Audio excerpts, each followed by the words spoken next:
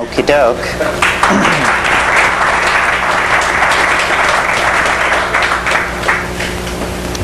So can everyone hear? Yes? Yes. Good.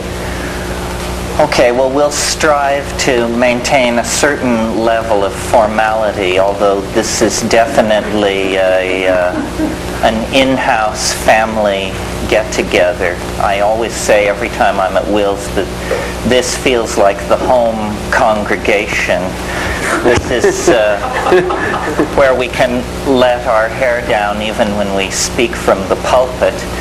And I encountered Will a few weeks ago at a buffet, and he said, "I'm glad to see you." And I said, "I'm glad to see you."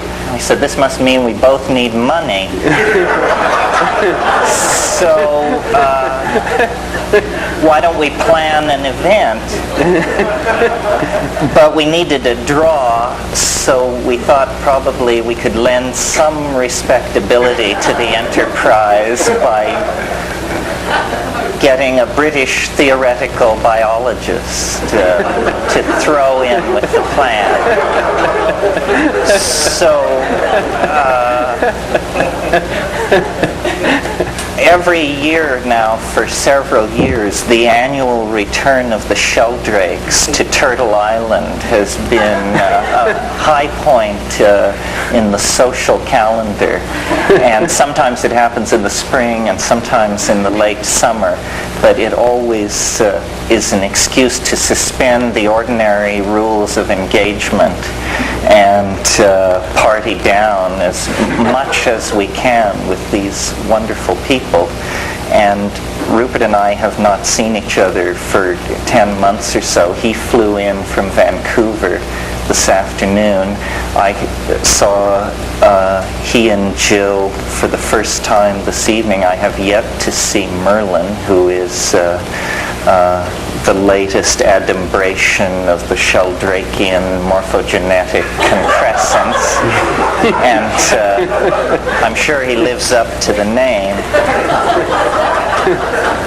So the way we conceived of this is I just think that what goes on in our living rooms is much more exciting even without the dope smoking than what goes on in the public lecture situation.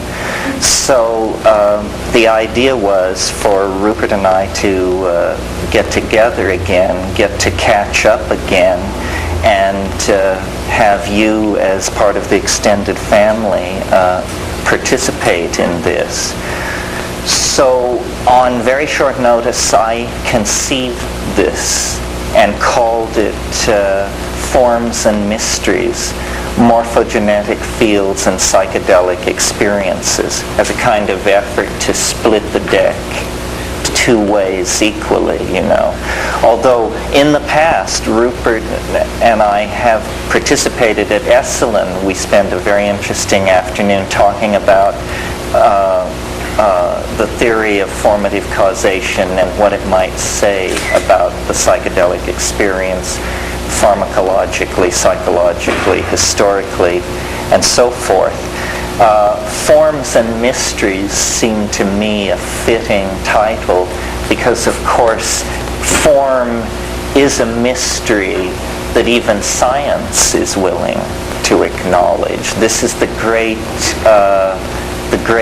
terra incognito of modern science, is the persistence and genesis of form. What is it? Where does it come from? And what sustains it? And typical of the history of science, the more complex problems have been postponed historically until epistemological and analytical capabilities were sufficient to deal with the problem. This is why, for instance, linguistics was no more than a metaphor until the 20th century. And in a sense, I think probably morphogenesis was in the same situation, because powerful mathematical tools have had to be invented to carry it out of the realm of mere theoretical discussion.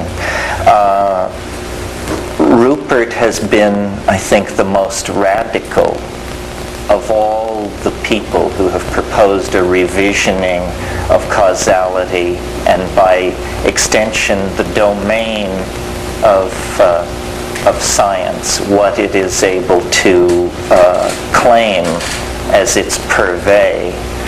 And I think that his position has been at first ignored, and more recently with the publication of his second book excoriated, because this is no small matter. This is actually a question of fundamental epistemic importance to the entire scientific enterprise, because what is being proposed in the theory of the morphogenetic field is a revisioning of causality. The second book, which if you haven't read it, you're certainly missing an intellectual adventure. It's like a chance to read the Principia when the person who wrote it is striding around town giving lectures. It's really a rare intellectual adventure. I haven't known that kind of excitement reading theoretical biology since discovering L.L. White when I was a kid. But what is being proposed is a fundamental revisioning of how events happen in the world, and very fundamental to the performance of science is the notion of experiment. And experiment rests on the relatively unexamined concept of the restoration of initial conditions. Well, the Sheldrakean cosmos would play havoc with the notion of the restoration of initial conditions, because what it is saying is that the universe is a steadily accreting and self-defining set of interlocking habits, and that that slices into this waveform interference pattern of habit are therefore necessarily going to be time dependent. In other words, it looks different at each point in its history. It makes it very hard, therefore, to see how in an atmosphere like that, ordinary science can be prosecuted at all. So the interest that it holds for me then is that it seems to be a very calm, rational, attentive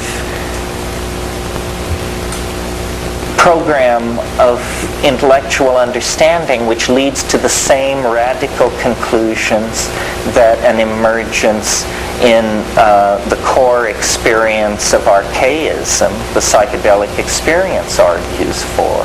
In other words, that all our intellectual constructs are in fact built on shifting sands, and all knowledge is provisional at this stage in the epistemic enterprise. It doesn't mean that a more epistemically grounded knowing is not possible.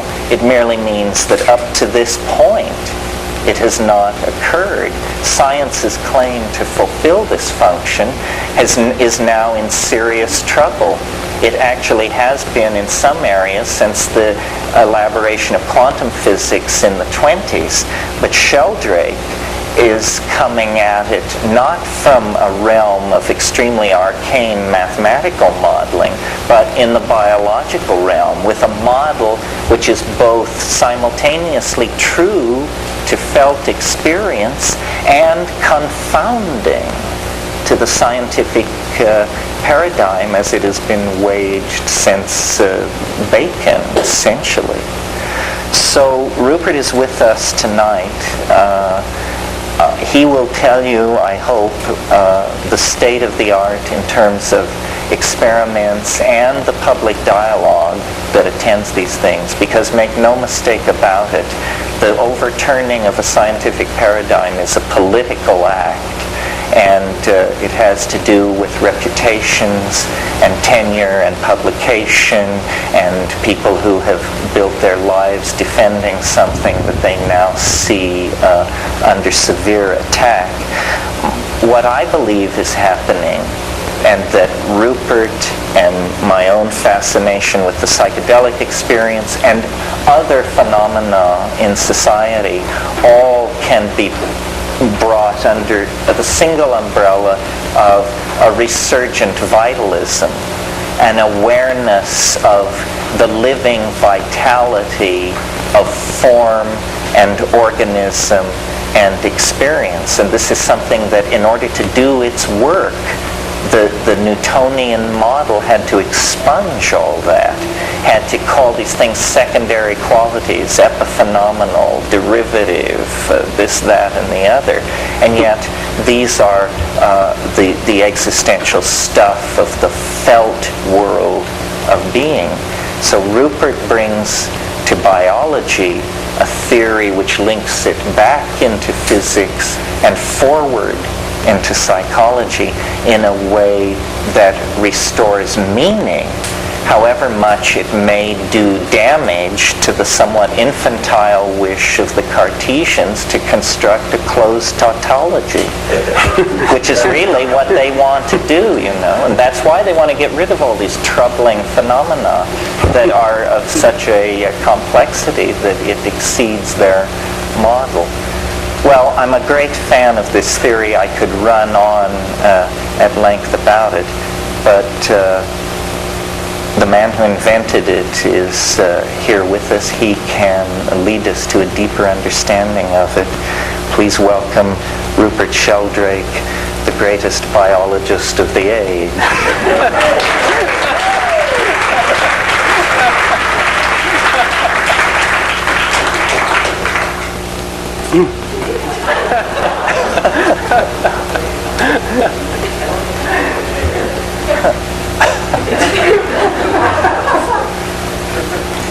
Well, you see, it's a paradoxical situation. It's a difficult act to follow, and yet I've somehow got to try after that build-up. I mean,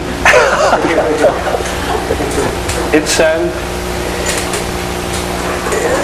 I think what Terence his explanation of how morphic resonance works is obviously eloquent and bardic, and I agree with it.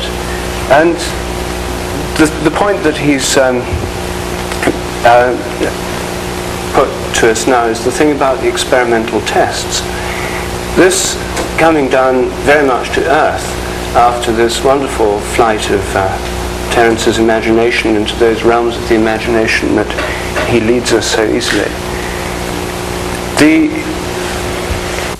The tests so far have mostly been on human subjects, and those of you who've seen the new edition of A New Science of Life, which just came out 2 or 3 months ago in the United States, which was published about 3 years ago in Britain, that edition contains an appendix which brings you up to date on what had happened up until 1985.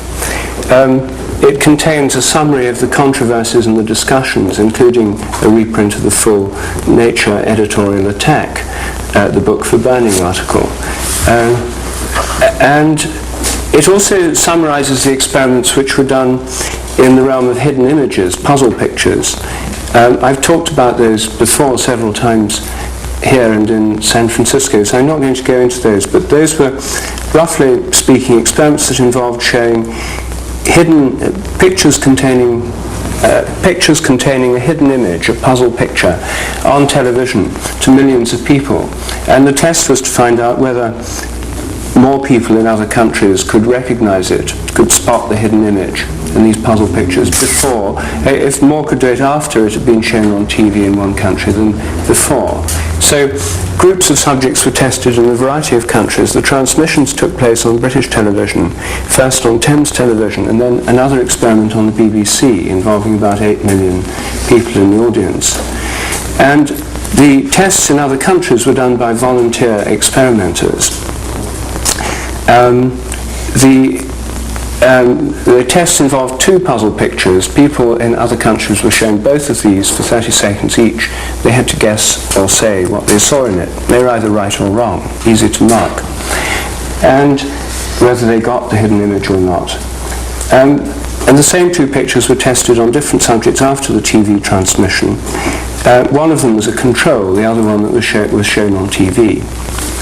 Anyway, these experiments, which were then repeated in Germany, gave interesting but variable results. The first one showed a large increase, a significant increase at the 1% level of probability in the recognition of the transmitted picture compared with the control picture, which remained constant. Very gratifying result. And so the experiment was done again on BBC with its larger audience. The second experiment showed a strong positive effect in Western Europe. More people in Germany and other countries recognized the picture shown on TV in Britain and the control picture didn't change. But it showed no effect in North America. No. These results were very puzzling, and it's the kind of thing that, what do you make of that? I don't expect morphic resonance to work by a distance effect, which is the most obvious explanation. Could it be that somehow people in Europe, being in the same time zone, are more in phase with each other than those in the US, 6 to 9 hours shifted? If morphic resonance works as a resonance, then what phase people are in should be an important variable. So that's one possibility. And that's suggested by the results from South Africa, which is only 1 hour different from Britain, and at least as far away as New York and other places it was tested, which showed similar results to the European ones. It wasn't distance, it was time zone that seemed to be the variable. Anyway, this experiment was then done again in Germany. The pictures were new pictures, of course, in each experiment. And the pictures there were transmitted on a Sunday afternoon on a program there. And tests were done all around the world. Again, no effect in North America. A highly significant effect in Britain. But in Britain, although it was highly significant and the control was no different, and the sample tested was something like 20,000 people. This was a huge sample. It was probably the biggest experiment ever done in terms of the number of participants. The effect showed that the picture had become significantly harder to recognize in Britain after it had been seen by a lot of Germans on a Sunday afternoon.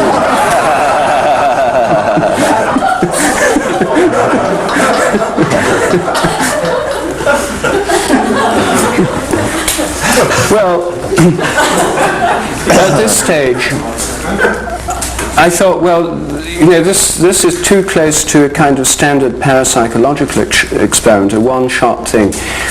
I discussed it with Russell Targ, who I met at a conference, and he said, I bet if you do this experiment you'll get all sorts of weird precognitive effects and so on. It's so like a parapsychology experiment.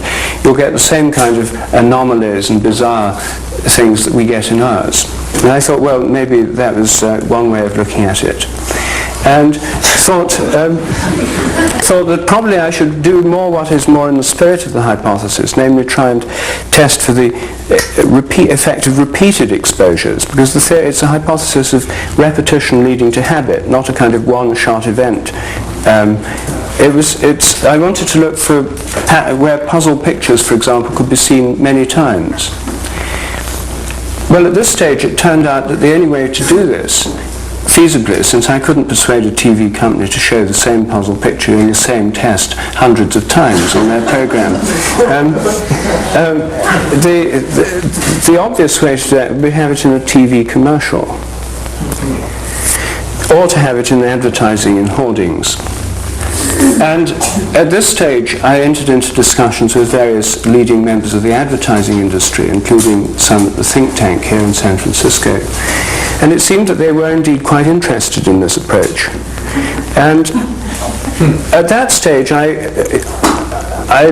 they sent to me from their offices in Madison Avenue for some puzzle pictures and started doing some trial ones for a campaign. But at this stage, I began to get cold feet. I began to think, do I really want the first tests of morphic resonance to be done directly and completely as part of a kind of advertising stunt and as part of an advertising research project. And it's not, things should continue as they begin to some extent, and I thought it just wasn't a very auspicious beginning. And I didn't get too involved with that. I've sort of backed down on that one. They also had fears from their clients because anything to do with hidden images, advertisers are terrified of being accused of subliminal advertising. And so there's a kind of paranoia the minute hidden images come up. Anyway, so that experiment's on the back burner. Several other projects are in the pipeline. A friend of mine has invented a puzzle in England, a 9-piece geometrical puzzle, which is exceedingly hard to do. It took me hours and hours to solve it. It's got tens of thousands, millions of combinations, and there's 148 possible answers, but they're very hard to find. He's planning to market this in the near future, or in the more or less near future, and so we're setting up an experiment that would go with that if it is marketed. We'd monitor in other countries where it's marketed the rate at which people can solve it under standard conditions, and then measure at regular intervals in other countries before it's released there, to see whether millions of people or thousands or tens of thousands learning it in Britain affect these successes. It's like monitoring the ability of people to solve the Rubik cube if you'd got in right at the beginning. It's that kind of thing, only on a smaller scale. Anyway, that's one thing in the pipeline. The other thing is the 3 experiments which won the Terrytown Prize, which was awarded in June 1986 for tests of morphic resonance. All involved experiments on the ability of human beings to learn things that millions of people had learned before. Again, I won't go into these in detail because they're all written up in my new book, The Presence of the Past. Briefly, they involved the ability to learn or recognize words in languages unknown to the person in the written form. One involved Hebrew words written in Hebrew. The other involved Persian words written in Persian. These 2 experiments were very similar. They were done independently, one in the United States at Yale by Gary Schwartz, the other in Britain, by 2 people who both independently devised a very similar test to test for morphic resonance. Itself an interesting fact.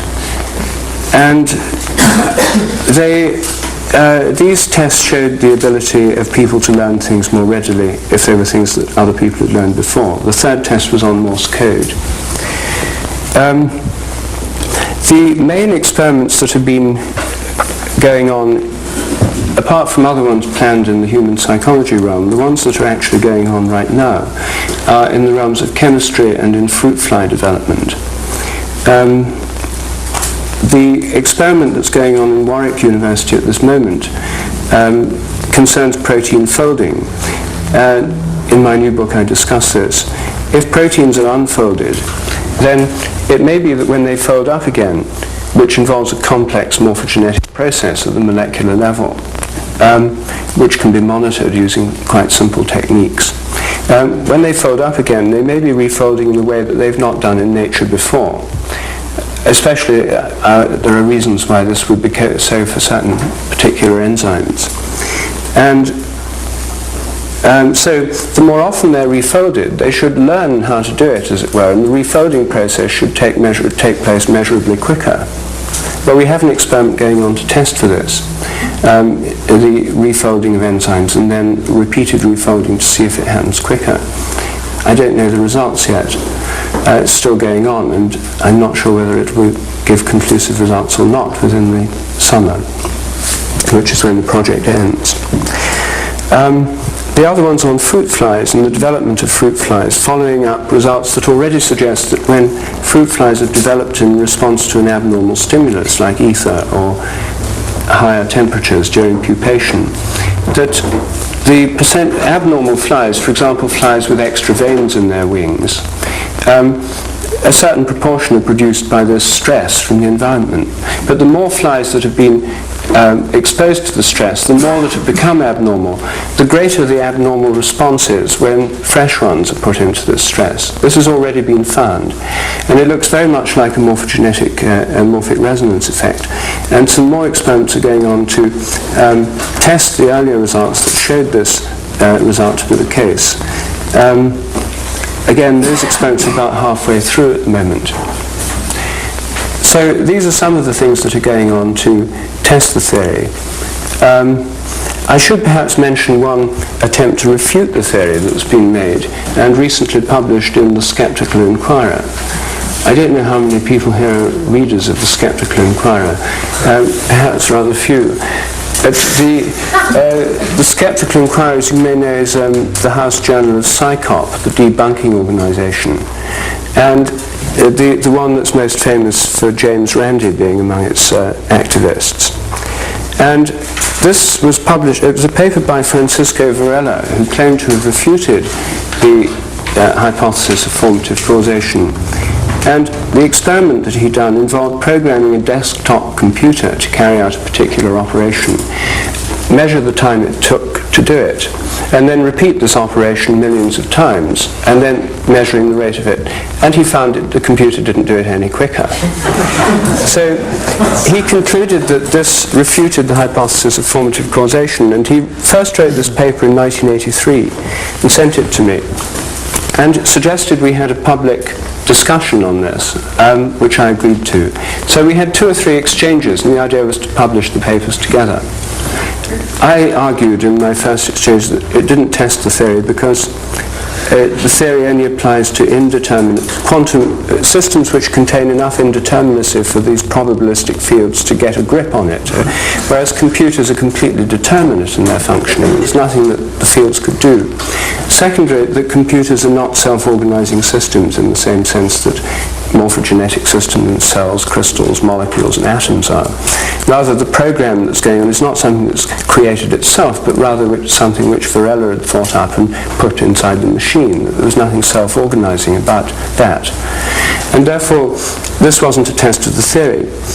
Anyway, Varela didn't agree and said that I couldn't maintain that living organisms were not machines like computers because both organisms and machines were machines, and that there was no difference between computers and living organisms because they were all machines. So we got into this kind of argument, and I said I thought that was rubbish and that it wasn't like that at all, and so on. Anyway, what happened then was that a physicist, the late Professor Michael Ovenden of the University of British Columbia, who was one of the judges of the Tarrytown competition, read Varela's paper, which was entered for the competition, and all 4 judges rejected as being a valid test of the theory. He pointed out to me that it didn't test the theory because the way computers work is that every microsecond or so there's a pulse, and the instructions are carried out pulse-wise. So a program with 30 steps in would take 30 microseconds because each step is pulsed by this internal clock. Well, roughly speaking, that seems to be what's going on in the computer. Varela's program of 30 steps took 30 microseconds for his computer to do. It's a computer that has a microsecond clock. And after millions of repetitions, it still took 30 microseconds. Well, all this shows is that the clock that pulses the things in the computer was pulsing the instructions at exactly the rate that the computer has to pulse them at, namely 1 microsecond. And so it took 30 microseconds to run through these instructions. Even if the silicon chips had responded quicker to the pulses, then it wouldn't have shown up in this experiment because they would still have had to happen every microsecond. Anyway, this error in the basis of the experiment was pointed out to him. Anyway, he published the original paper, and I've now written a reply in the Skeptical Inquirer pointing out these issues. But when I sent this into the editor of the Skeptical Inquirer, he wrote back to me saying that my reply probably wouldn't come out till the winter number, since the letters section of the fall number was already full of letters from other people pointing out the same error.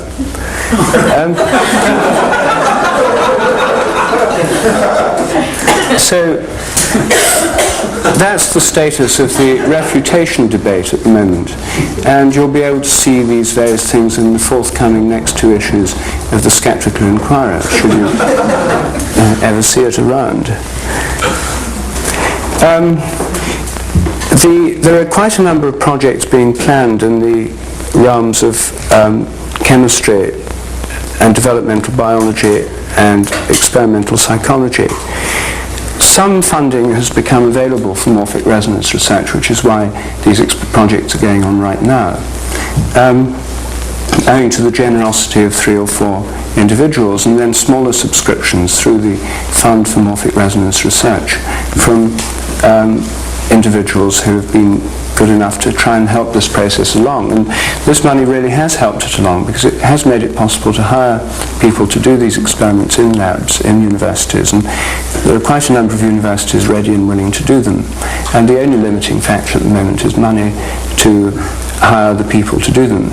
We're hiring students in the summer vacation to do these projects, because that way we can get a 3 to 4 month project done for $1,500. Yes? I don't know if I'm the only one in the audience who really doesn't grasp what the theory of morphogenetic resonance is, but I'd appreciate a couple of sentence description. Yes, quite right. Well, I should have said that at the beginning. All right. Both those. Thanks. The theory, sorry about that, I was assuming that most people did know, and I should have realized that not everybody would, and maybe most don't. Something intrigues me about it, but I don't grasp it. Well, it's hard to grasp in its detailed forms, but that's what our dialogue was going to be about, in some of these things. But basically what it's saying is that the so-called laws of nature are like habits, that things happen the way they do because they've happened that way before. The way crystals crystallize depends on the way the same compound has crystallized in the past. The way rats learn a new trick depends on whether other rats have learned it before. If rats in another place have already learned it, then it'll be easier to learn somewhere else for subsequent rats by the process called morphic resonance. So there's a kind of collective memory in nature, in different species, in different kinds of things. And this collective memory is transferred from the past to the present by the process I call morphic resonance. And that means that in general, new things which happen repeatedly should happen more and more easily, or more and more quickly, or more and more probably as time goes on, because of the effect of the build-up of this morphic resonance. And this theory is controversial, as Terence pointed out, because it's not the way that scientists usually think about these things. And the issue that I've just been discussing is various experimental ways to test it, because this theory says when proteins fold up a new way and do it repeatedly, they should do it quicker. And when some people have learned something in one country, like on television in a hidden image, it should make it easier for others to spot it elsewhere. Or if fruit flies have developed in a new way, for example with extra veins in their wings, then the more that do it, the easier it should get for others to do it, other things being equal. And that's the point of all these experiments I've been describing. They're all designed to test this theory, to see whether there is in fact this kind of memory or habit in nature. There's one more aspect of the theory that I should mention, which is that it leads to a completely new interpretation of memory. And it says that our ordinary memories of what we've done, depend not on traces or physical material changes stored in the brain, like traces on a tape recorder or recordings in a hologram. It doesn't depend on a material storage system in the brain. Rather, memory depends on tuning in to our own past directly by morphic resonance. And the brain's more like a tuning system than a storage system. Damage to the brain can interfere with the tuning or the reception, and so you can get loss of memory through brain damage, but the memory isn't in the brain. And just as we tune into our own memories from our own past, so we also tune into the memories of large numbers of other people, and this is similar as a notion to what Jung called the collective unconscious. So that's a summary of what it's all about. And the experiments I've just been talking about were in response to Terence asking for an update on the experimental test situation. So that's more or less what's been going on so far in the way of experimental tests. And more are in the pipeline, and the limiting factor at the moment is funds, and some funds are becoming available. So that's where we are from that point of view. Yes, I might say about all this, to my mind, the criticism of the theory has to this point been fairly inane and largely carried out by people who didn't really understand the theory. That doesn't mean that it is not open to criticism. The reason I have such an interest in it is because it solved a lot of what I felt were outstanding problems in my own model building efforts, but it certainly raises other questions. In the first paragraph of The Presence of the Past, Rupert condenses the theory into a slogan which could be shouted in a theater or a parade. It's that things are as they are because they were as they were. And that, in essence, is what this theory is saying. Well, now notice that this is as conservative a point of view as one could possibly imagine. The problem, if you believe things are as they are because they were as they were, then your problem is to account for anything new or novel ever happening. How, in a world where things are as they are because they were as they were, are you ever going to get creative advance? It seems to preclude it from the outset. Well, what drew me originally to Rupert, or what drew us together, was I had a theory that was entirely about accounting for novelty. And that was what it delivered on, was a model of how new things could come into being. Rupert's theory is a model of how structure is conserved and perpetuated through time. So my thought was you could bring these together, and if they were not mutually exclusive, then you would find out why there was persistence of form, why there was this overwhelming presence of the past, and yet why there could still be apparently free will and novel situations arise. And you really participate, when you participate in this idea, in an intellectual adventure upon which the curtain has only risen. No one can stride to a blackboard this afternoon, this evening, and write the equations of the morphogenetic field. We are a long, long way from that. This is basically at the level of parlor room discussion. But if the morphogenetic field is written, then if the equations are written, then it will flower into who knows what, in the same way that when the electromagnetic equations were finally written by Clerk Maxwell, suddenly radio, television, all of these things became a possibility. I think that accounting for form is the great unsolved problem that science has put off for about 500 years. Accounting for novelty is a somewhat newer problem that is not even addressed by science until you get to the theory of evolution in the 1850s, and then only addressed in the biological realm.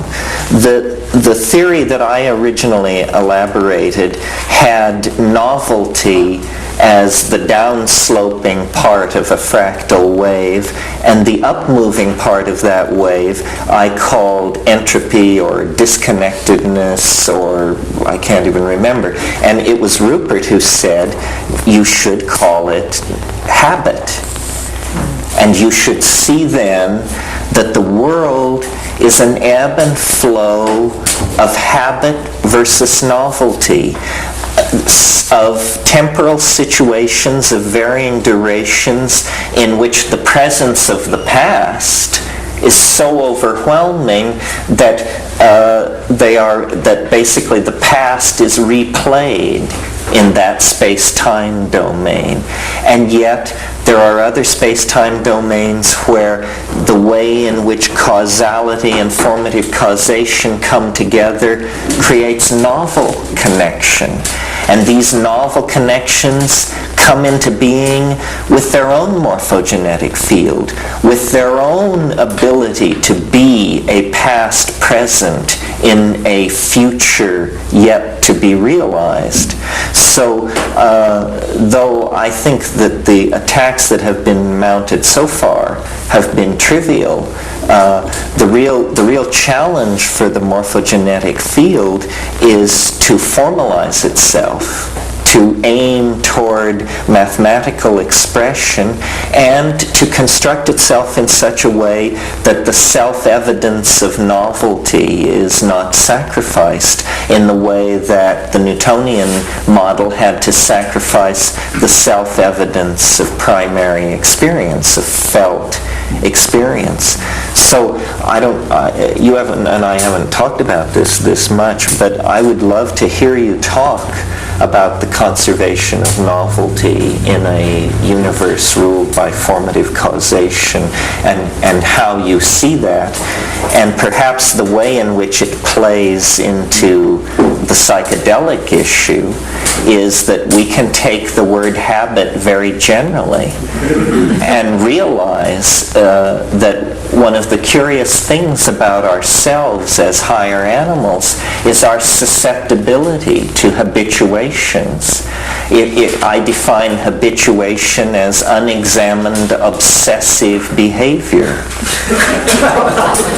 Seems reasonable. And we are, more than any other creature, we seem to fall into behavioral loops of television watching, snack consuming, fascist voting patterns, tasteless tonsorial tendencies, and so forth.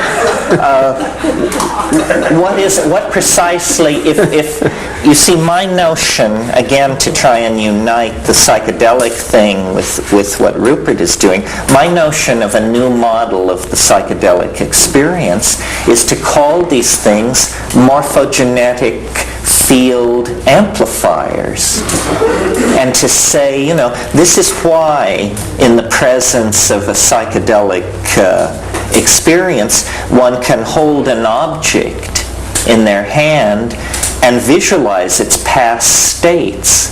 This is how shamans determine who stole the hen, or where the sacred, or who's sleeping with who. Actually, the morphogenetic field, if sufficiently amplified to sufficient clarity, is nothing more or less than a record of the past history of whatever is being examined. So that suddenly, instead of being focused in a kind of atomized present with a receding past and an anticipated future, we lose our particulate nature as the individual, as meat object, and we enter into ourselves defined as a morphogenetic field, as a body of wave mechanically maintained information about past and future states of time. And you may be sure that these theories, like the theory of formative causation, like the theory of relativity, like the theory of Newtonian mechanics, eventually filter down into the realm of everyday experience and common models of ordinary consciousness. And if the morphogenetic field theory or idea was to become empowered as the model for millions of people, then the past and the future would change in their connotation to our existential dilemma. It is, I think, probably the ultimate legacy of the transition from a particulate to a wave mechanical point of view.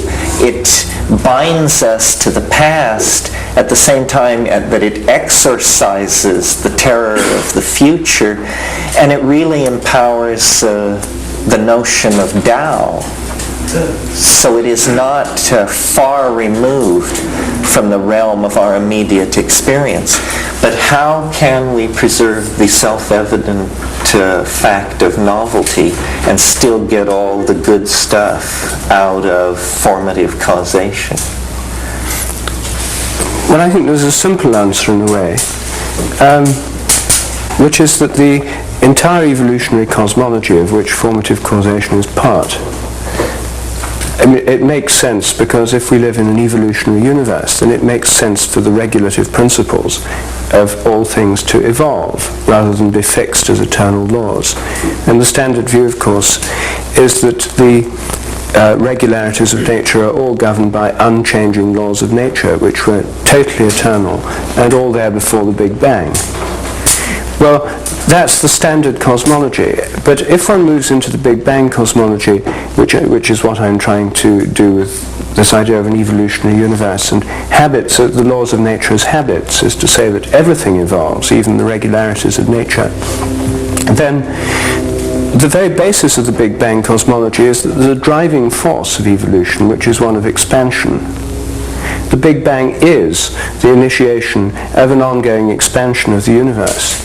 And the entire cosmology we have tells us that the universe is expanding, the redshift of the galaxies and so on. The whole of modern cosmology is based on the underlying expansion of the universe. And it's this expansion which, first of all, allowed the Big Bang to cool down enough so that particles, nuclear particles, could form, and it then cooled enough for atoms to form, and then enough for molecules to form. And the emergence of form, the progressive emergence of form in the subatomic and the atomic and the molecular and the chemical realms, and through the forms of stars and galaxies, and then ultimately of planetary systems, the emergence of all this form has only been made possible by a progressive cooling process, which is the other side of the expansion process, because forms such as you and me couldn't exist at 25 billion degrees centigrade, which is how the universe began, and nor could anything else here, nor could the solid rocks of the Earth. I mean, there's a cooling process which is linked to the universal expansion, which one could regard as the primary cause or of the novelty wave. I mean, there's going to be novelty if the universe is always expanding, if there's always new space, new territory, new possibilities. The new space creates new possibilities in some kind of literal way. And the creation of new space and new possibilities, which is happening both at the physical and the metaphorical and at the imaginal levels, if we have a view of evolution where everything's evolving, the mind, matter, spirit, it's all part of one process. It's a great evolutionary process. Then the creation of new space, new possibilities, and new expansion means there's an ongoing novelty going to be there as an inbuilt feature of any universe of this general kind, an expanding universe, like in our Big Bang cosmology. It has to be there. The cosmology demands it. So that's an accepted, a given. So for me, the problem isn't the existence of novelty through the expansion, and I mean that's the basis of the whole cosmology. The problem would be in such a universe how to account for the stabilization of novelty so that it's just not swept away by this onrush of expansion and change, which is the underlying process of evolution. So I would see morphic resonance as providing a way in which the novelty of things, when new forms come into being, that persistences, habits can build up, because otherwise pure novelty without any persistence would be chaos. Mm-hmm. I mean, chaos is precisely that where no regularity emerges. Utterly unpredictable. And pure novelty alone, the novelty wave alone without stabilization would be chaos, endless chaos, an expanding chaos, but nothing more. And so I think that the two ideas are completely complementary. But the thing that's just occurred to me as you were talking is that if the novelty wave applies to novelty in general, as I think is its claim, not just in the human mind, not just in cockroaches and ecosystems, even in this planet, but to the whole universe. Yes? Yes. Well, then I deduce from that the universe is not expanding at a steady rate, the usual theory, given by the idea of Newtonian absolute time, simply cranked onto the new cosmology, but rather the expansion of the cosmos is taking place at a rate which is determined by the novelty wave, and that there should be a variable rate which should have all the fractile ripples and features of the novelty wave, if your theory is correct. Now, where would we look for a trace of this? I don't know, but I mean the trace, what gives the measure of the universal expansion is the cosmic microwave background radiation. That's right, and there's argument about whether it's uniform or inhomogeneous. That's right, but the reason why it's of such very long wavelength is because it's relic light, it's fossil light from the Big Bang, and since the universe has been expanding ever since the Big Bang, light which remains light from that first moment, which has never yet been intercepted by matter. Because when light's intercepted by matter, it stops being light, it's absorbed, unless it's reflected. But this light is light from the original. But since the universe was X hypothesized very, very small to start with, the light was very high energy, the wavelength was very, very, very, very short. But as the universe expands, the same light, you see, gets sort of stretched out, and the wavelength goes longer and longer and longer. And this 3.5K is the result of this stretching process. Its light cooled down to that wavelength corresponding to 3.5 degrees above absolute zero. But nevertheless, it should show irregularities in its wavelength. Irregularities in the change of its wavelength which reflect the novelty wave. Well, it is true that both at its beginning and its end, the novelty wave undergoes, at its beginning, a series of balloon-like expansions, which is what these new cosmologies are calling for. Instead of a smooth Big Bang, they're calling for tremendous expansions very shortly after the beginning of the universe in a series of successive stages. So in that sense, you may be right. We were talking before we came on stage tonight, and I was saying that to my mind, in the 10 months since I've seen Rupert but have read The Presence of the Past, I've come to wonder about conceiving of what we're trying to talk about as a field exactly. That what it is its theory of formative causation. The morphogenetic field is just an image of trying to understand how this preformative causation could work. And one thought that has occurred to me about it is the Big Bang is basically tremendous energy, free energy, which, as Rupert described, goes through a series of coolings, and as it cools and energy dissipates and is lost as heat, form emerges. First the form of nuclear chemistry, then organic chemistry, then molecular chemistry, so forth and so on, but progressively more and more complex form as you move toward the point of the arrow of time. Well, rather than visualizing this as a field in which previous states, the presence of the past, where previous states are impacting on successive states, another way you could think of it is energy enters a universe in which at a very great distance ahead of time's arrow, there is a plenum of form, a kind of form of forms, if you want. And if the causality that operated within this form of forms was a two-way causality, then what you would have is the expanding shell of energy that is the universe slowly being influenced essentially by information flowing backward from the future. And so it isn't so much the presence of the past that puts the stamp of form onto things, but that form is an intimation of a future state that is a kind of maximizing of form into a kind of metaphysical hypostatization beyond our ability to conceive. Have you ever considered this possibility? We should have rehearsed.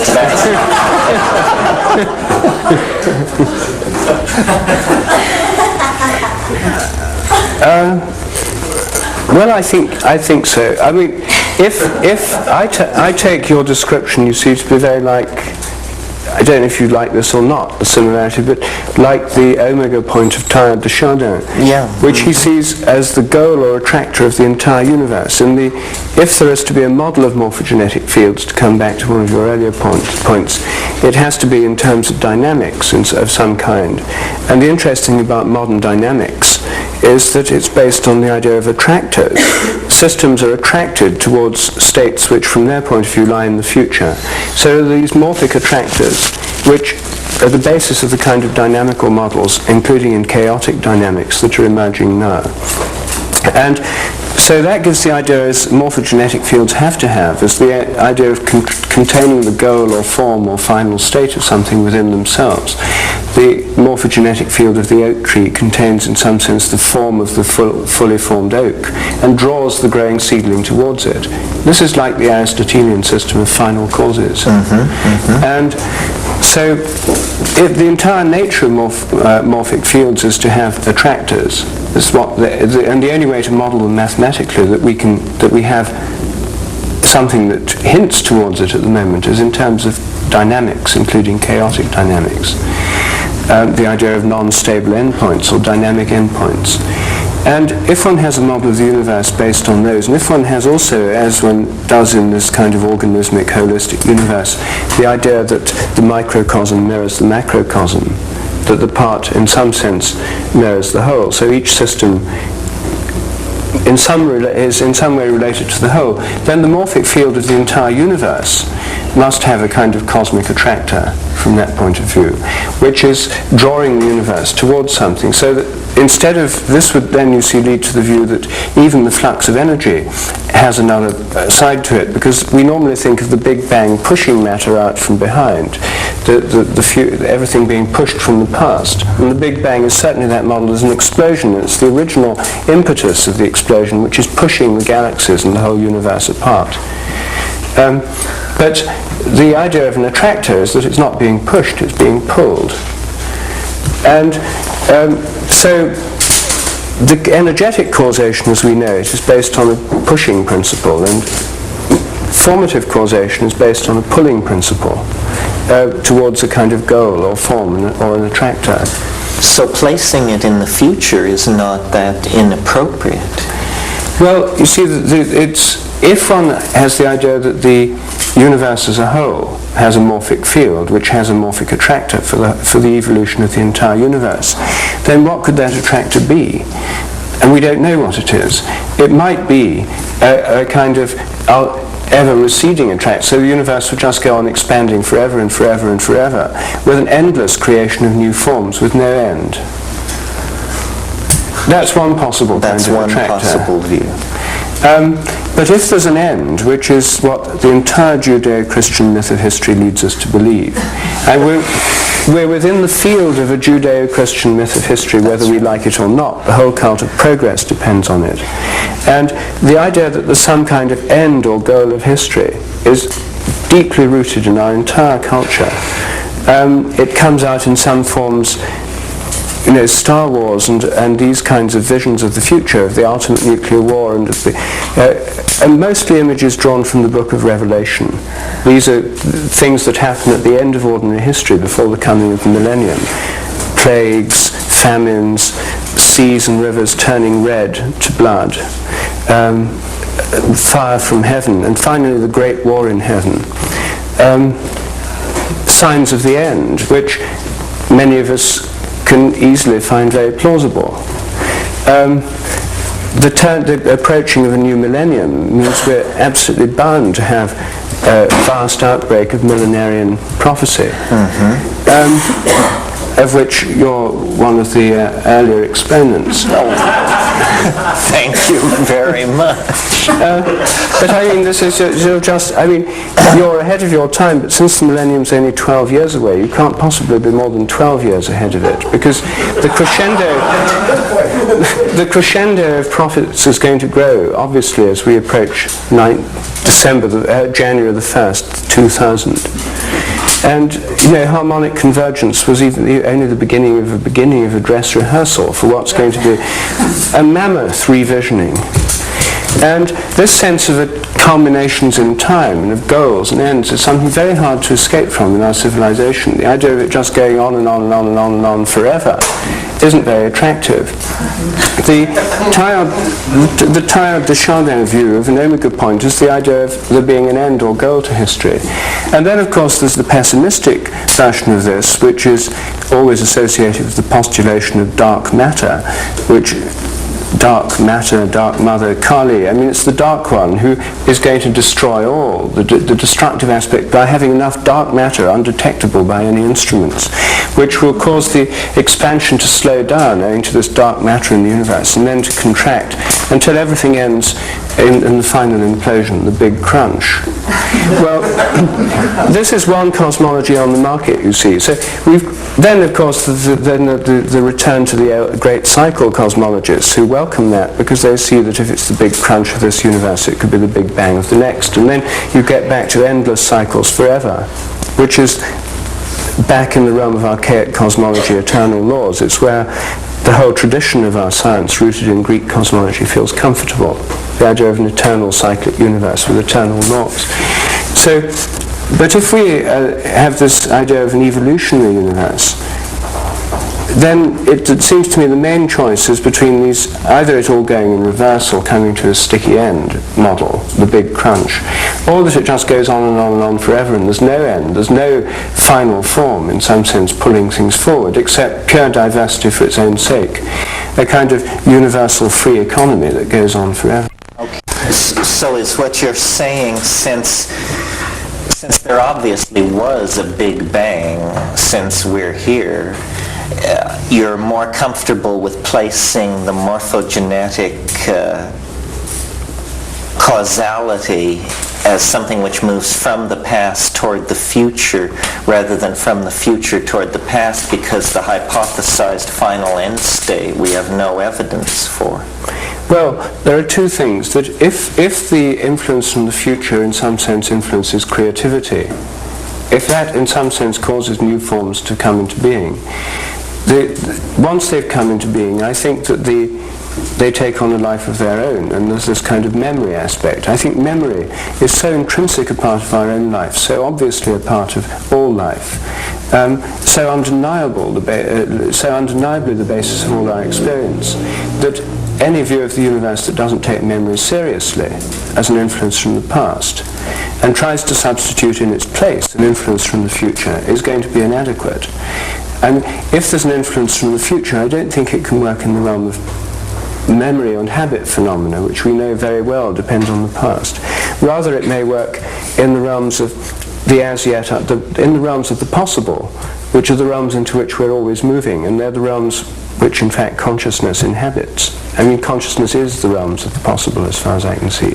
Well, I think one way to think about information coming from the future is to imagine that ordinarily this is not allowed, but to make a quantum mechanical metaphor, you can imagine bits of information that tunnel into the past in the way that particles overcome energy transitions by magically appearing on the other side of them without ever having gone over them.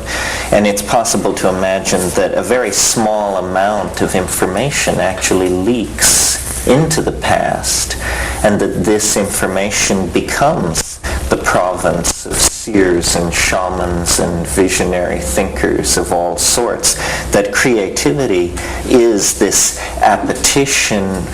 There's a word in Gaelic, haraeth, which means simultaneously nostalgia for the past and the future.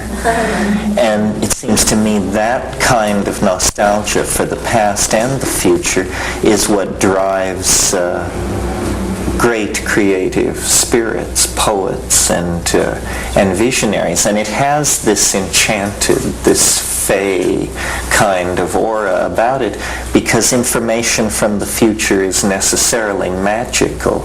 It exists, and yet it cannot exist, because in its existence is implicitly is a paradox. Well, I think there are two ways that information from the future works. One isn't really so much information from the future as what I'd think of as the primary cause of the whole thing, which is the attraction of the attractor. There's something in the future which draws us, for example, forwards. And what we experience the future as is not as definite information, not even as exactly concrete plans, but more in the experience of hope, and more consciously in the experience of faith. And faith is basically a vision of the future which we believe in and believe is the right one for us and to which we're attracted. So people who have, as we read in thousands of books on how to get on in business, if you have faith that you're going to succeed, you really believe that you're going to be rich, then the chances are you may well be so. Whereas if you don't actually want to be rich, and if you don't have faith in it, and if you don't keep putting out that kind of image, and if you don't have that hope and so on, then the chances are you won't be rich. So there's also the kind of religious faith that drew the Pilgrim Fathers to the United States, and it was the faith from the Judeo-Christian heritage, the promise of the faith in the promised land, the promise of a land in the future or somewhere else which will be flowing with milk and honey, where there will be bounty, prosperity, the land will yield up its riches. The land, of course, of the original promised land wasn't empty. It had inhabitants in it, but they were killed off, and their land was appropriated. And this was the promised land was that. And it's America. And that dream of the promised land which drew everybody here to America or their ancestors is this kind of hope, this drawing, this attraction, is what actually we know from our own experiences how this attraction works. It works through faith, through vague mythic hopes, through sense of promises as yet unfulfilled, and so on. Well, so the disturbing thing about that, then, is what you referred to, this utter conviction in the approaching end of the world, which motivates vast numbers of people caught up in this monotheistic myth system. All the major monotheistic religions appoint an end to the world, and for several of them it's soon. But you see, I think we're in a worse way than you may think, because if we say, all right, let's not bother so much with these monotheistic religions, what other models? Since I think that if morphic resonance works, then it means that our collective unconscious, and particularly our cultural unconscious, contains elements which they're so deep down, they influence us much more deeply than we know. And the Anglo-Saxon race, the English language, its cultural roots are in Germany. And the Germanic gods, and the whole Germanic mythology is that the whole age will end in a twilight of the gods.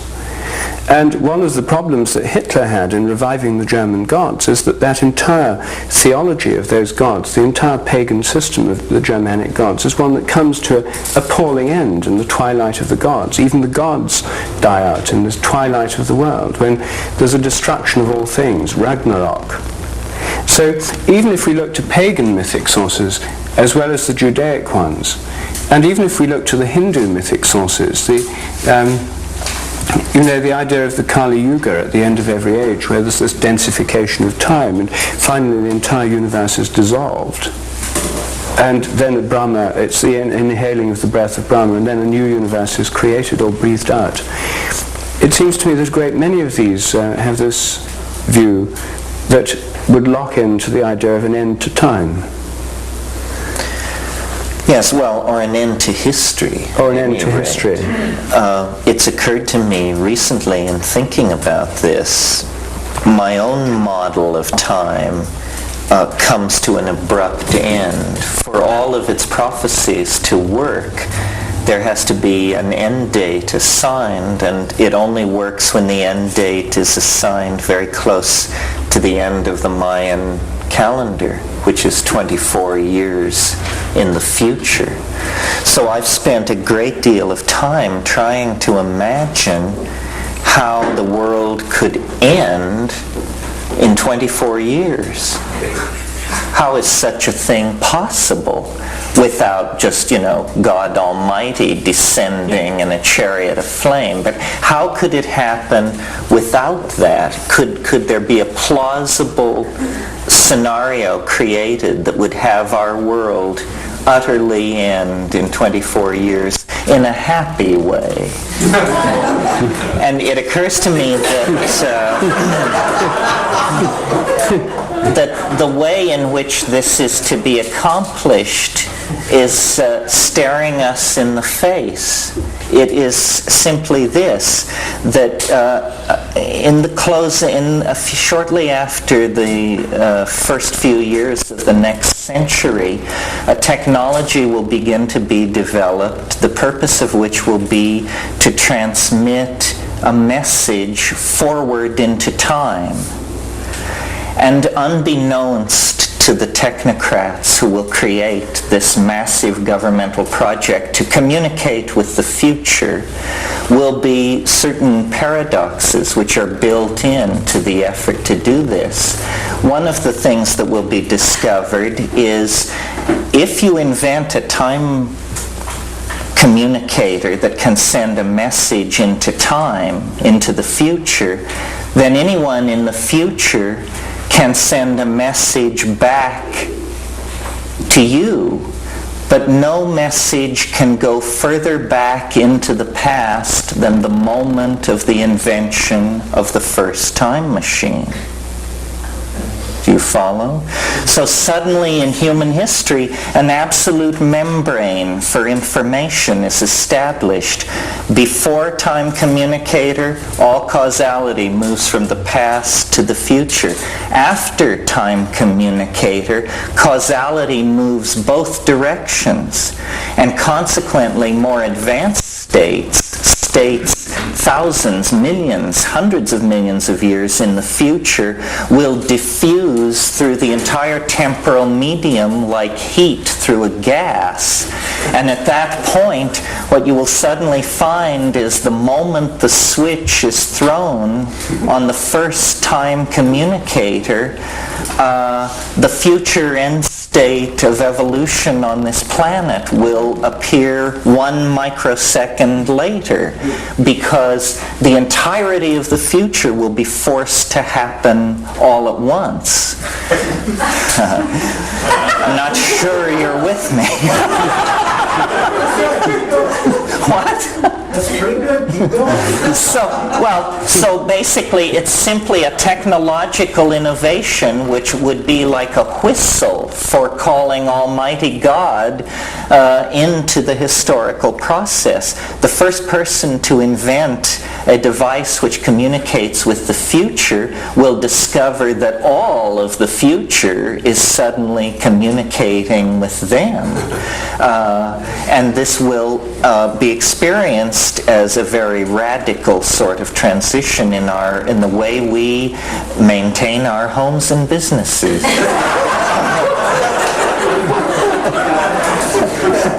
Well, I don't know. I think we've run past intermission time. Maybe we should have an intermission, and then all these people who are burning to ask questions should come back. How do you feel about that? Who whines behind the lights?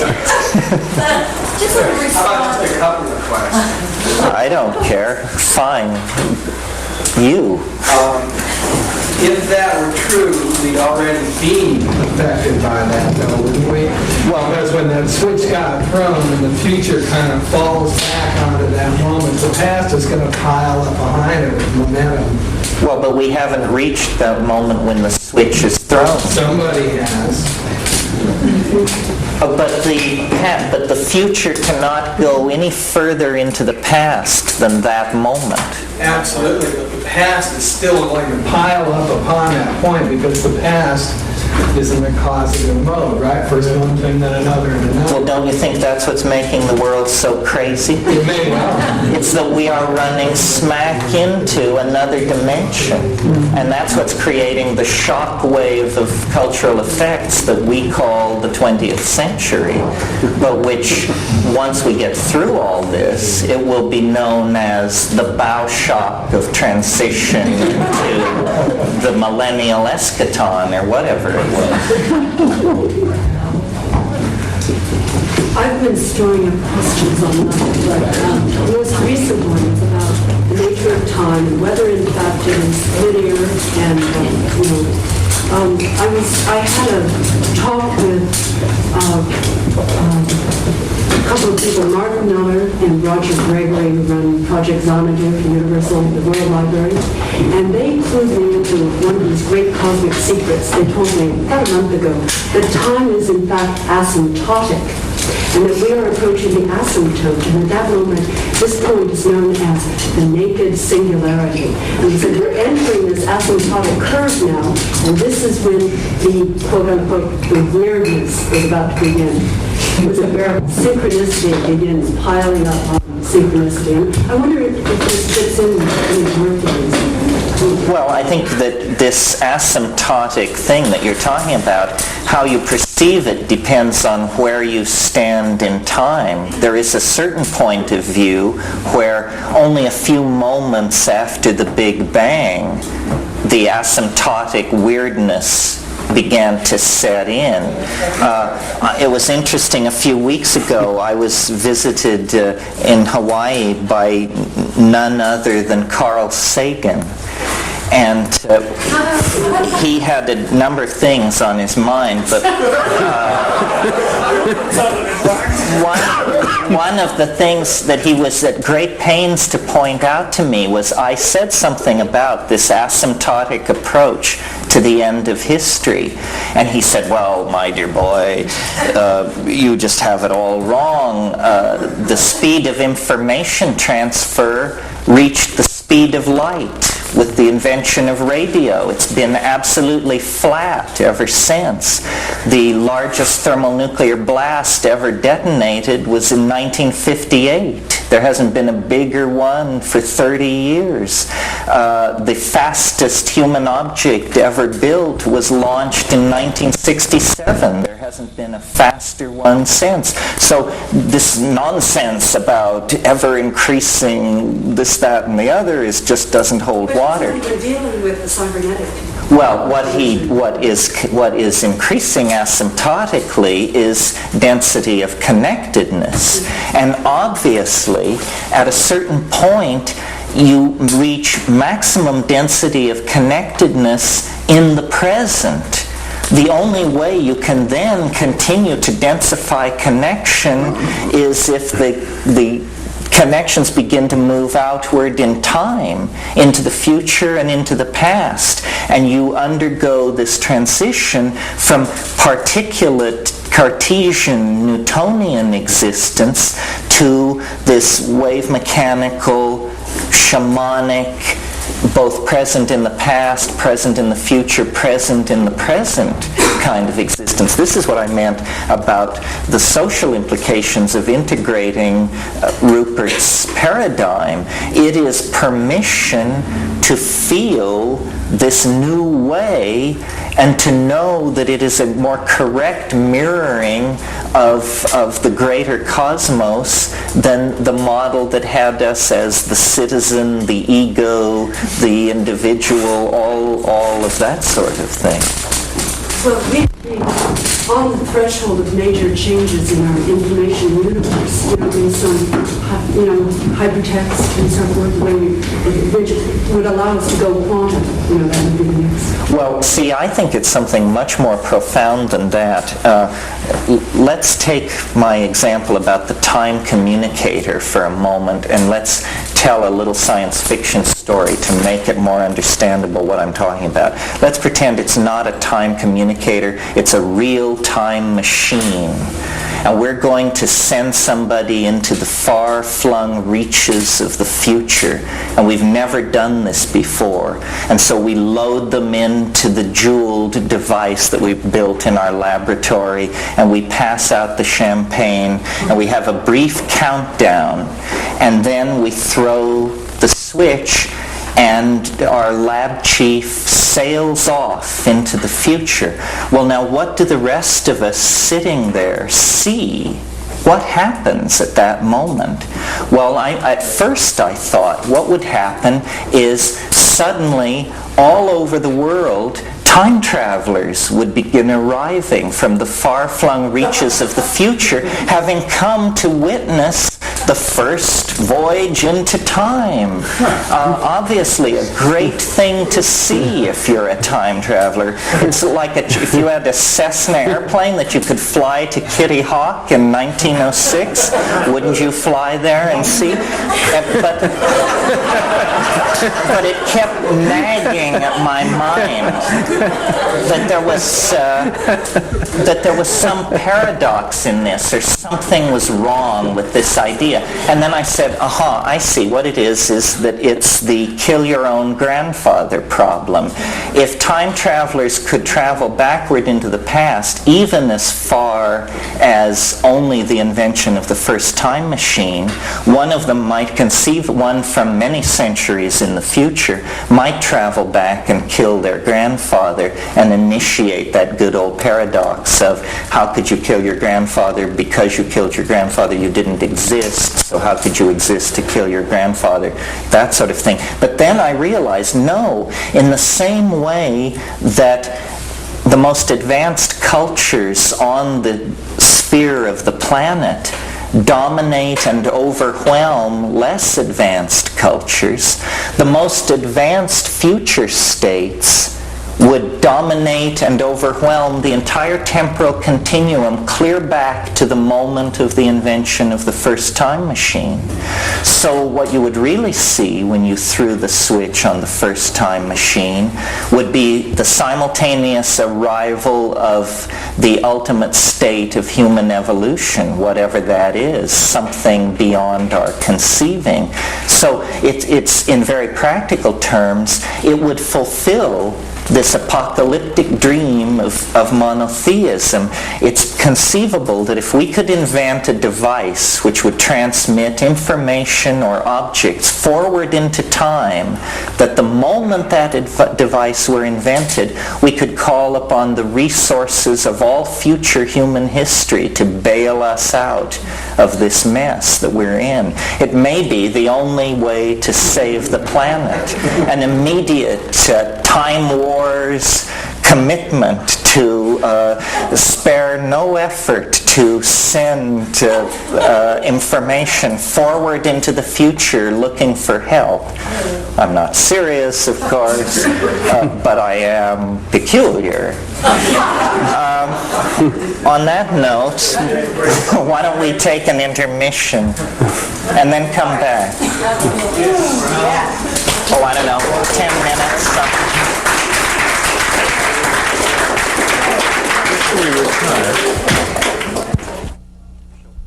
That's a lot of questions. Oh, well. I'll take one bit first. I mean, there's a lot of separate questions. The punctuated evolution thing, the idea that evolution moves by fits and starts, which was denied by neo-Darwinists and by Darwin himself in favor of the idea of a slow, gradual, steady progression, moving at a more or less uniform rate. Darwin was a great disciple of Lyell's and the principle in geology of uniformitarianism, the idea that things go on at uniform rates. And this particular school of geology was opposed to the theory of catastrophism, the idea that there are catastrophic events on the earth, like the flood, the biblical flood. and that the development has been discontinuous. There's been breaks and fits and starts and periods of more or less stability and then big changes. That catastrophist theory, which was a popular theory at the beginning of the 19th century, was rejected by Darwin as it was rejected by Lyell, because as soon as you allowed catastrophes, all the Christians agreed with this and said, yes, the Bible tells us that. We know from our whole cultural history that there are catastrophes, and this is saying the same kind of thing. They wanted to be saying something totally different that wouldn't fit into any kind of biblical view whatsoever. The idea of a totally progressive, linear process of change. Anyway, the fossil record never supported that, and punctuated equilibrium seems to be what happens. And it suggests that evolution moves by fits and starts. And what started as an appalling heresy, it's been a recurrent heresy ever since Darwin first put forward his book. People have objected to it on the grounds that evolution may well move by fits and starts. Even T.H. Huxley disagreed with Darwin on this one. Anyway, if evolution moves by fits and starts rather than uniformly, then it looks as if there's not a uniform rate of novelty formation in the universe. And of course that's just what Terence tells us. That's right. One way of thinking about the novelty wave on the largest level is that it is a picture of the ebb and flow of mutation in the history of life on the planet. In other words, the idea that mutation is random is based on the untested and cheerful assumption that radiation is arriving at the rate is arriving on the Earth at an even rate.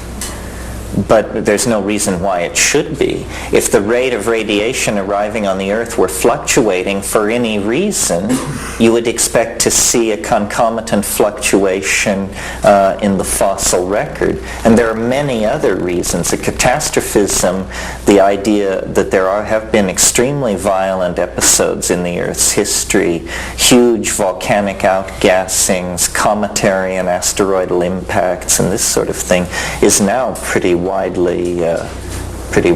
accepted. And in fact, the extinction of the dinosaurs is put down to an asteroidal impact.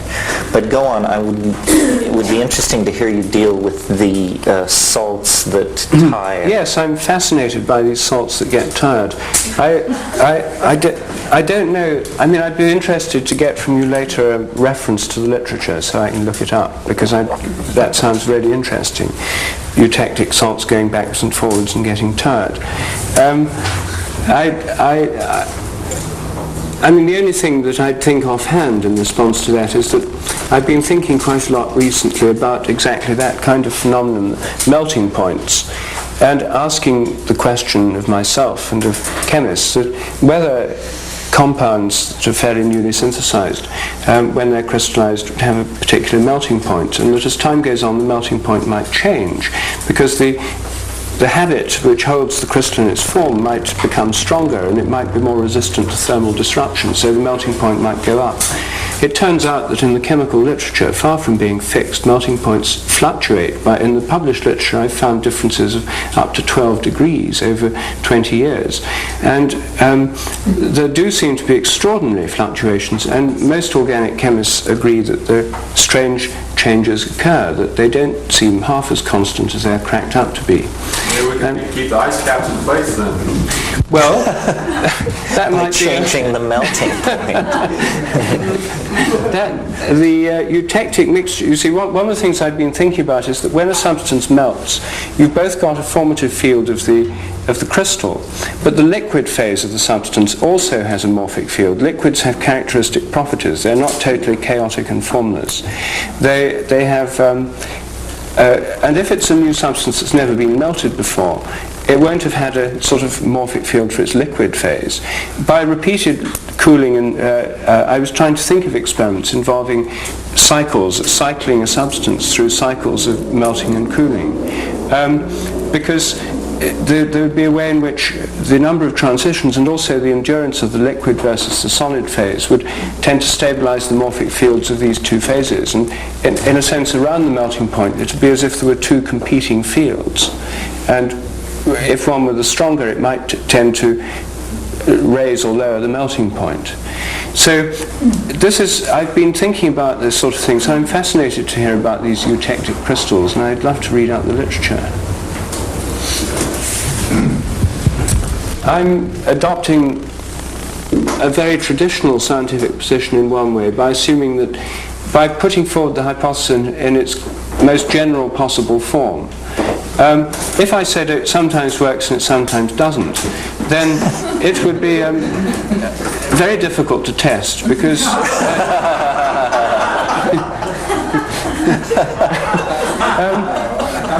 and it would actually be irrefutable.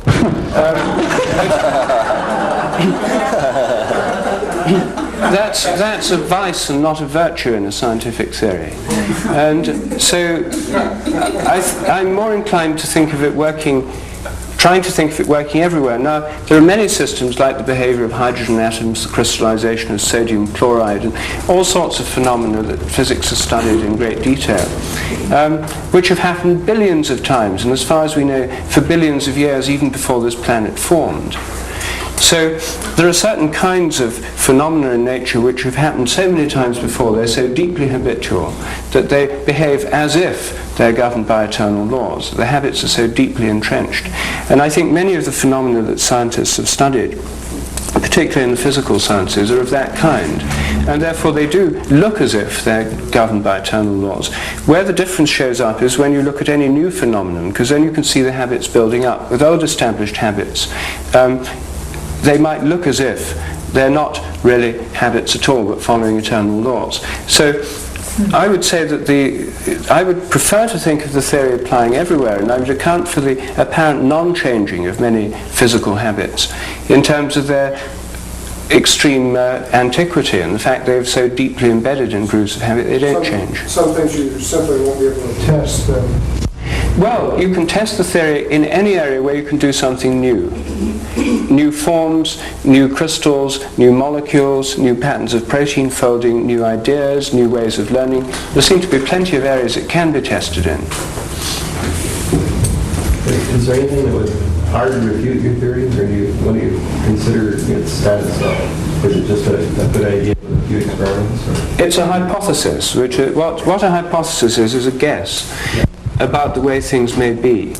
And what I've done is contrasted this guess in a variety of areas, the realms of memory, crystallography, morphogenesis, instinct, behavior, transmission of learning, behavior and evolution of social groups. So I looked at the predictions of this way of looking at things compared with the standard way of looking at things. And in every area one finds that there's a whole range of shadowy phenomena where the evidence for the conventional position is very weak indeed. And one sees that that's actually a guess too, which is in most essential areas unproved even now. So one's got one guess versus a much more common and habitual guess.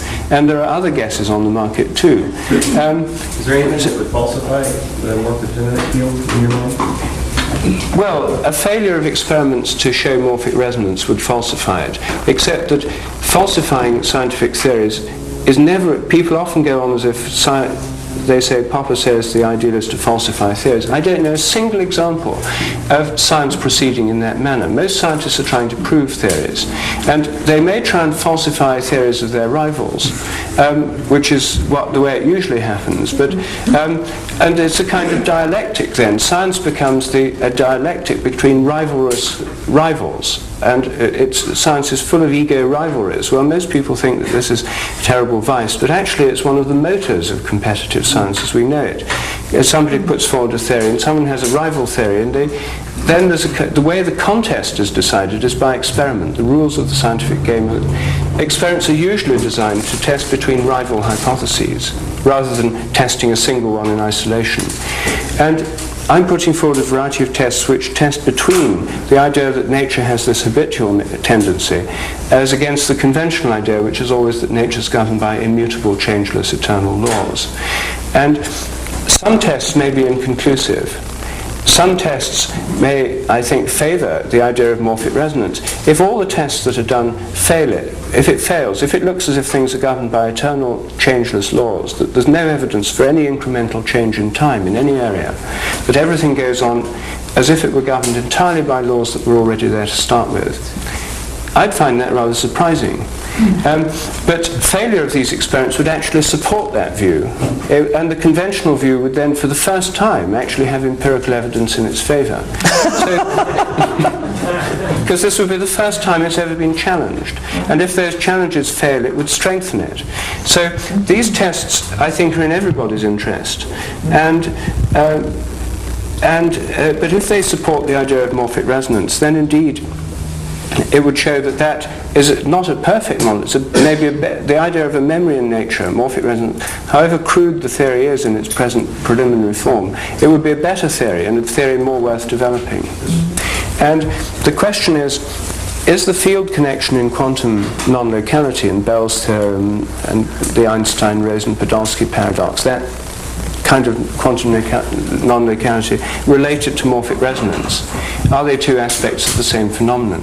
That's the really interesting question in relation to existing physics. And nobody knows the answer. I don't know how morphic resonance as conceived would fit with quantum non-locality, which, although it does in fact involve a past, because both systems originate from a past, and it's to do with a system with a past, which is, I would say, the very existence of these particles is a kind of resonance from their own past. And I would say that there is a kind of morphic resonance link, and probably that's what it might be. But I can't fit that into the formalism of quantum theory, because I don't know it. I'm not a quantum theorist, and to work with those equations with any degree of subtlety would require a deep understanding of the subject.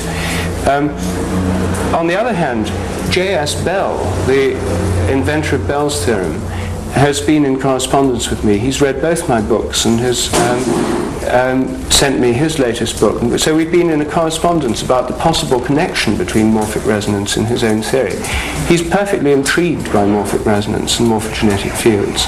And he thinks they may be connected with his own theory, but he can't see how, because there's nothing in the conventional physics which has yet proved, because it's so based on eternal equations. The idea of Schrödinger's equation is a kind of eternal Platonic form that governs all quantum processes from the beginning of the universe to the end in exactly the same way.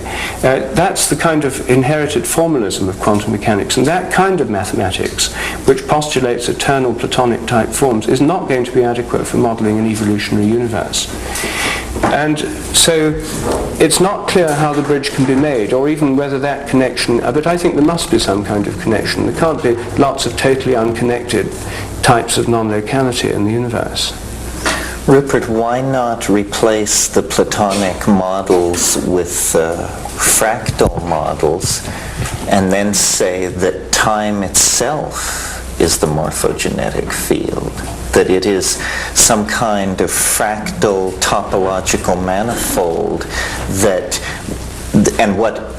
and so the repetition or the connection to past states is really accomplished through resonance within the fractal, and then we have a model for resonance because it's familiar to us from other domains of nature.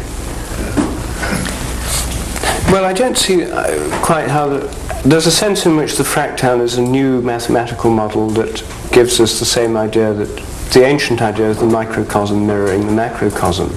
The idea of the different levels.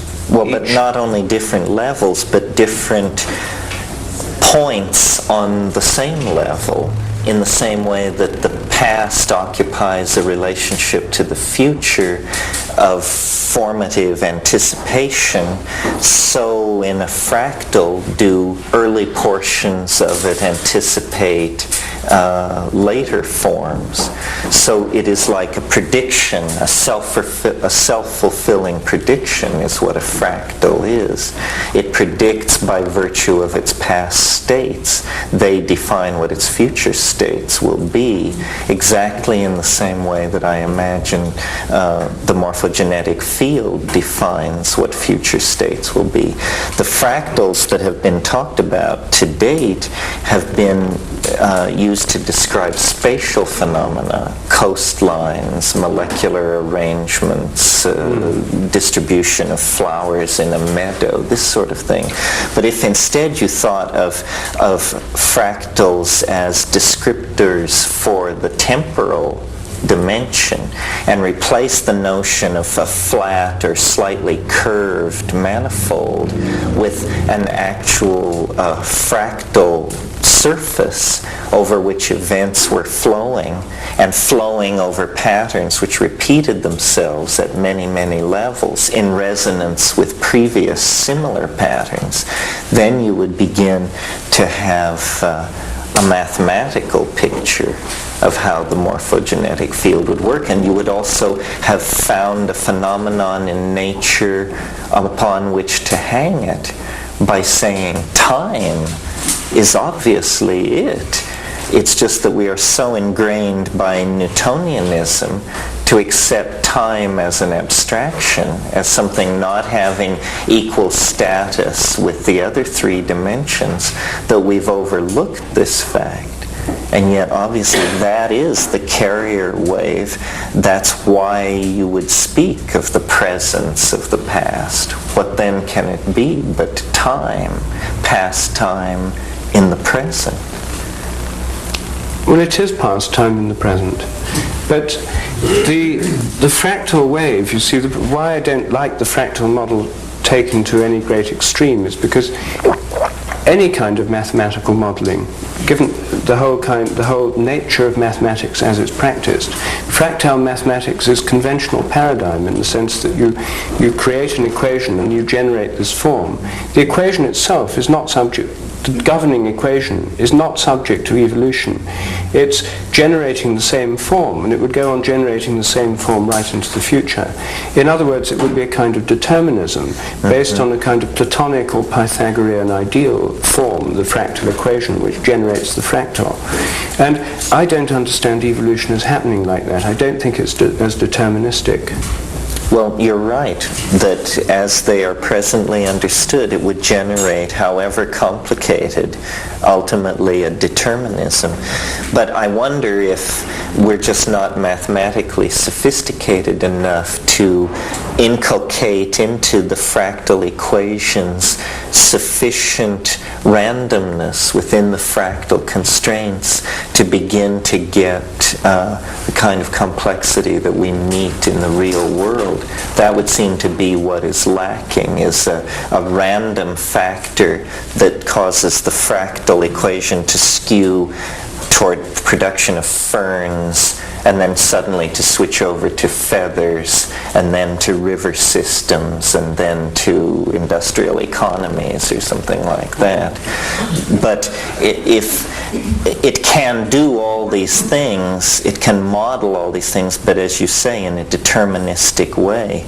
But maybe we don't know enough about them yet, and that there may be higher dimensional or higher order fractals with a degree of self-determinacy or autopoiesis built into them. I think this must be so because I think the world we're living in must be such a world, and that we are these fractals. We are essentially three-dimensional expressions of DNA, and all the DNA is the same, and yet each one of us is different, and yet 10 of us are like any other 10, and yet different. And we, as human beings, have this same quality, and so do our cities and our nation states and the continents we inhabit and the religious systems that we're inside of. So it seems to me the fractal model may be the one which holds out the greatest hope for a formalizing of the morphogenetic field. All other fields are fractals. The electromagnetic field, the radio wave, all of these things are found to have this quality. And in fact, the development of this kind of mathematics initially was in an effort to describe the field phenomenon, Fourier transforms and that sort of thing. So then why not this one? And then that vastly narrows down the mathematical domain in which you have to search for a formal description of the morphogenetic field. It would also yield a perfect theory of history, because that would be part of the morphogenetic field.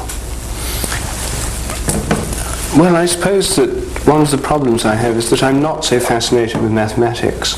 I mean, I don't think that mathematics, most mathematicians think that the maths is more real than the thing it models, that the equations of the universe are more real somehow than the universe. They were there before it, after all.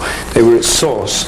They were prior to it, both logically and temporally. They're the more real thing. This is a Platonic tradition. Platonism. And this is alive and well. I mean, its latest, greatest exponent in the bestseller lists of the last few months is Stephen Hawking, who, as a perfect exponent, really, of that Platonic view of the eternal intellect, the eternal mathematical mind, which somehow is over and above the universe. The mathematical mind of God, in some sense, is there before and prior to matter or bodies. And as one of our British journals put it, that Stephen Hawking is the closest thing we have to a disembodied mind. And it's a perfect, you see, in a sense there's a perfect, I think the reason for his mythic quality, because he is a mythic figure, mythic power, is because of that. And the vision is totally consistent with it. And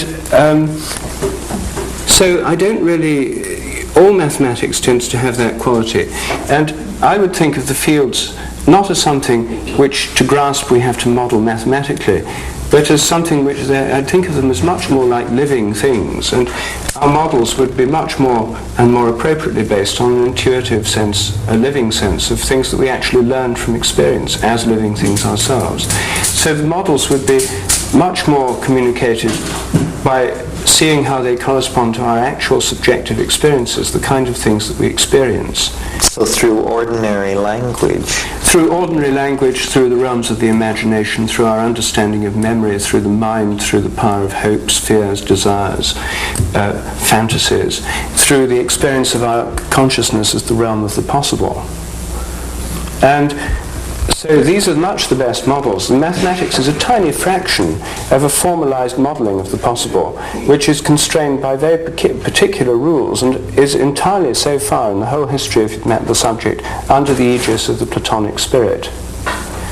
And I just think that to try and pin it all to that just seems a limitation that one doesn't need at this stage. I mean, it may be helpful, it may be interesting. My God, I see why they're alarmed now.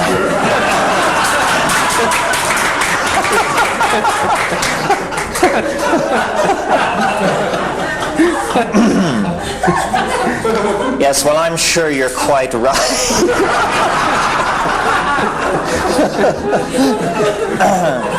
So what you're really calling for is the rebirth of poetry. Well, and all kinds of lived experience through which we directly relate to the world. Because a science which helps us directly to experience nature, and actually when we walk in the wood, understand it more deeply and more profoundly than we do now. Something that tells us something we don't know about the quality of woods, trees, the nature of the bird song we hear, how they communicate. I mean, I think they're just call signs, their songs, and the actual message is, as it were, telepathic once they've tuned in through the right calls. This kind of world we might come to live in and actually experience. And the mathematical models just wouldn't seem, I don't think, terribly interesting or important. Well, so this is the connection to the psychedelic experience, the felt realm of immediate perception, that somehow with the psychedelics we're coming into the full spectrum of our experiential birthright. And you're saying that this theory, correctly assimilated, brings us also into a full appreciation of the felt spectrum of experience that is our birthright. It makes us realize that we're living in a magical world in which there are unseen connections, that the power of thought and imagination and dream actually has a reality. And our ancestors lived in such a world. And the whole medieval and animistic world and the worlds before that. And most people in the whole of the world have lived in such a world in which these things are possible. It's only since the 17th century that our civilization has stripped the world of its magic.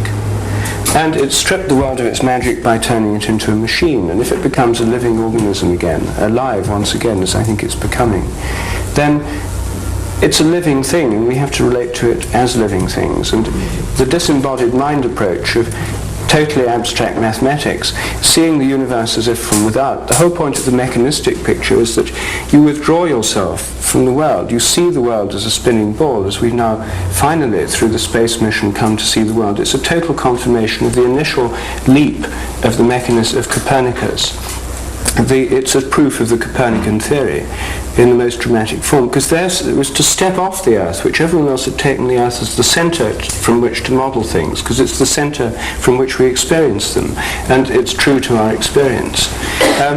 Saying that's not the centre at all, and Kepler in 1609 wrote this early work of science fiction, The Dream, when he imagined himself being in a transport, a visionary state, transported to the moon.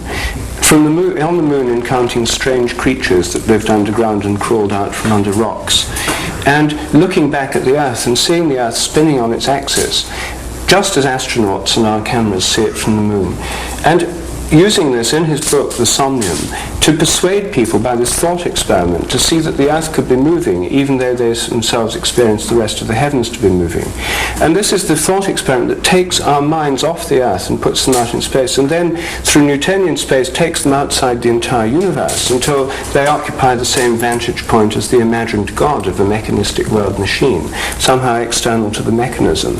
And this is the world in which Laplace and his followers thought that their minds were actually dwelling through experiencing these eternal mathematical truths, learning them in physics textbooks. And there they were, the eternal truths of the universe, as known by God, if such a God existed. And so the human mind was totally abstracted from the whole universe, leaving the body and the feelings behind in some other kind of realm, the realm of everyday life, poetry, imagination, religion, etc. But the intellectual understanding of the whole universe, which was finally applied to the whole of this earth, to the whole of life, to the whole of the human body, and finally to the whole of the human brain, purporting to explain everything in terms of this abstracted intellectual vision rooted in eternity, as the mind of the scientist somehow outside the universe observing it. This has been collapsing. I mean, the observer in quantum theory, the unworkability of that view, and now the collapse of any justification for eternal laws. And so I think that we don't really have to stay in that. We have to change our whole way of experiencing it, yes. And it is an archaic return. It is a brief intellectual detour since the 17th century, as you point out. Terence is interested in the time flows, and I'm interested in the habits. But I think they're complementary, because you're never going to understand the quality of time flow if you haven't already understood the power and nature of habit. Because there's no doubt whatever that a great deal of the time flow that's happening, in spite of all the fluctuations, involves the persistence of a vast number of habits, which is why we're all here tonight. If these habits, the major ones by which we live from day to day, our bodies work, our language works, our social conventions work, and so on, if these habits were severely disrupted, it would be virtually impossible even to sit here and talk about it. We're here because there's vast stability of habit. And so I think that one has to understand the habits as well as they're two sides of the same coin in a sense. The time flow and its quality are what affects, or it's the other side of the coin of habit, and understanding them goes together, I think. But I would see the primary task, as I see it, for me at any rate, is to try and establish the nature of these habits.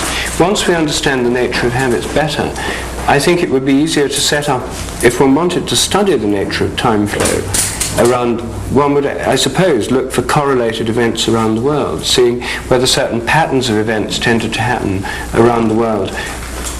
What Jung would call synchronicities, which he thought of as manifesting some kind of underlying pattern in the flow of time. And so the study of synchronicities already exists, of course. Jung initiated it, or even before him, Camera and others. So that's one way of looking at time flow, because synchronicities suggest there's something behind the scenes of what appear to be new events in different places. So, no, these are complementary approaches. It's not one or the other. And I think both the study of synchronicities and the quality of time might help to explain a lot of anomalies in scientific experiments. Very few scientific experiments are repeatable, in fact. And they're repeatable only approximately.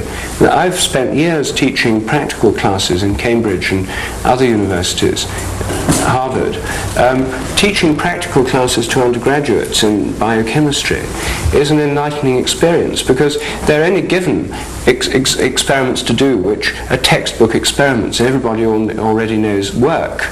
I mean, you wouldn't give students something that's not going to work. So you give them the most certain, established, and repetitive and repeatable of all the systems you can think of. You don't want them right up at the research frontiers where results fluctuate wildly and no one knows really what's going on until it's sort of stabilized, been published, and become a kind of habit of thought and expectation. You give them things that are already believed by everyone to work. And the results you get are astounding. They're all over the place. I mean, even competent undergraduates, the